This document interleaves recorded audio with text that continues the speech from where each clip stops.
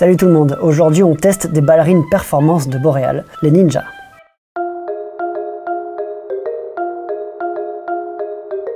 Alors ces chaussons, je vous l'annonce tout de suite, je les trouve excellents. Pour le bloc, je pense que c'est un sans faute.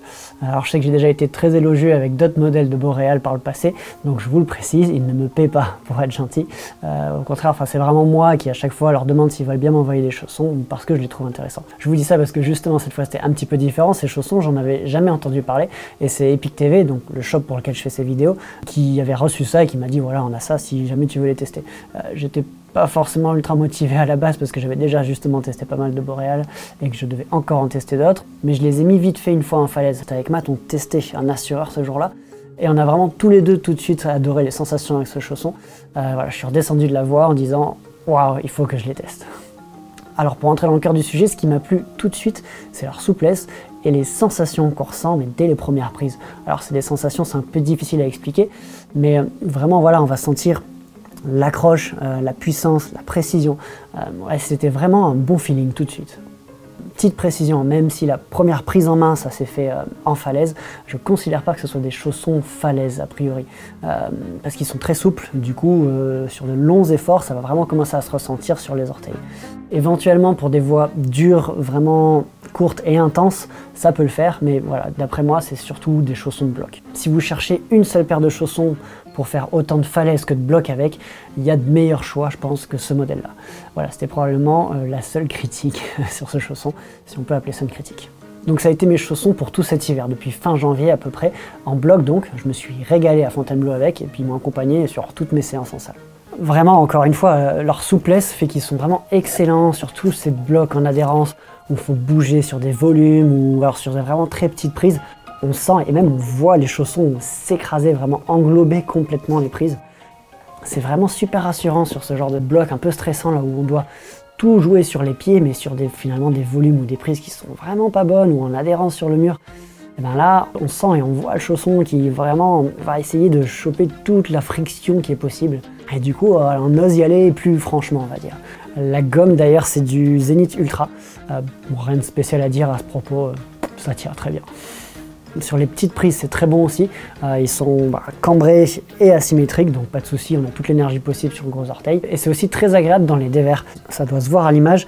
L'effet crochet en fait au niveau de la pointe est très prononcé, ce qui rend évidemment les choses bien plus faciles dès qu'on a besoin d'aller griffer là où ça penche. Et ils ont, comme beaucoup de chaussons maintenant, la semelle donc qui est séparée en deux pour pouvoir plier encore plus le pied. On arrive au talon. Alors c'est un sujet où on n'est vraiment pas d'accord avec Matt. Alors lui il a déjà publié son test, je crois c'était en janvier, en tout cas je vous mettrai la description si vous parlez anglais. On est vraiment, je crois que c'est le seul point, mais on n'est vraiment pas d'accord à ce niveau-là. Il n'aime pas du tout, et moi c'est pile ce que j'aime. Je pense que vous verrez, mais il est vraiment tout rond et épais. Alors moi vous le savez, j'aime bien que ce soit épais parce que comme ça je peux forcer tout ce que je veux sans que ça me fasse mal au talon. Et surtout donc j'aime qu'il soit rond parce que ça permet de tourner autour de la position en fait. La plupart du temps, quand on va mettre un talon, ça va être assez haut pour ensuite voilà, tourner autour pour se rétablir comme ça. Et ça, dans un peu toutes les positions. Et bien, comme c'est rond, il n'y aura pas d'angle qui va venir gêner cette rotation ou changer la friction pendant le mouvement. Et comme il est épais, il va aussi s'écraser un peu plus. Ça aussi, c'est quelque chose que j'aime beaucoup parce que j'ai l'impression que ça accroche plus du coup. Puisque encore une fois, il va venir plus englober les prises. C'est une sensation, hein. Un test, ça reste forcément subjectif. Et j'aime bien aussi le fait que la tige remonte assez haut sur le talon d'Achille. Encore une fois, voilà, ça permet de protéger un peu plus. Voilà. Pour en finir avec la partie semelle, on va dire, la gomme sur le dessus pour les contrepointes est très généreuse, mais fine. Alors moi je fais toujours pas beaucoup de contrepointes donc j'ai pas énormément d'avis là-dessus, mais le fait que ce soit fin, ça permet d'avoir plus de sensations. Et vu que par définition quand on fait une contrepointe, a priori on voit pas où on met le pied, ça paraît logique de compenser avec un peu plus de sensations. C'est tout a priori pour le côté performance. Côté confort maintenant, donc ce sont des ballerines, généralement c'est fait pour être confort, elles sont confort, mais honnêtement j'ai connu encore un peu plus agréable. C'est pas gênant au final, mais donc c'est tout du synthétique, hein. Et en fait c'est surtout au niveau donc, de l'élastique ici, paradoxalement, et de, on va dire, l'encolure, qu'on a un aspect assez rigide. Pour l'encolure, je vais pas me plaindre, parce qu'au moins on est sûr, le fait que ce soit rigide, que ça va pas se déchirer quand on essaie de les mettre, quand on force pour les mettre. Ça m'est déjà arrivé avec d'autres chaussons. Mais oui, la partie élastique gâche un peu le plaisir, on va dire, donne un aspect un peu rigide quand on les met, alors que tout le reste du chausson est très souple finalement. On n'y pense absolument pas quand on grimpe, hein, je vous rassure, c'est juste vraiment la sensation quand on les met. Pour le reste, donc, on est très confort. L'avant est assez large, ça se rétrécit évidemment au niveau de la pointe. Et ils ont pensé à un truc que je trouve assez sympa, c'est qu'ils ont laissé de la place pour pouvoir plier les orteils en fait. Ça se voit assez bien là comme ça remonte, ça évite les douleurs inutiles sur les phalanges, sans pour autant perdre en puissance, parce qu'on a quand même les orteils pliés. Moi je trouve ça sympa. Et donc pour la taille, donc je vous le rappelle, comme c'est du synthétique, ça ne s'étirera pratiquement pas, donc ne les prenez pas excessivement petits.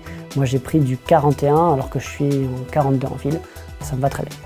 Bon bah voilà, j'espère que ce test aura été intéressant. Une dernière petite précision, ces chaussons Ninja Boreal ne sont surtout pas confondre avec le premier modèle de Ninja sorti par Boreal, c'est dans les années 90.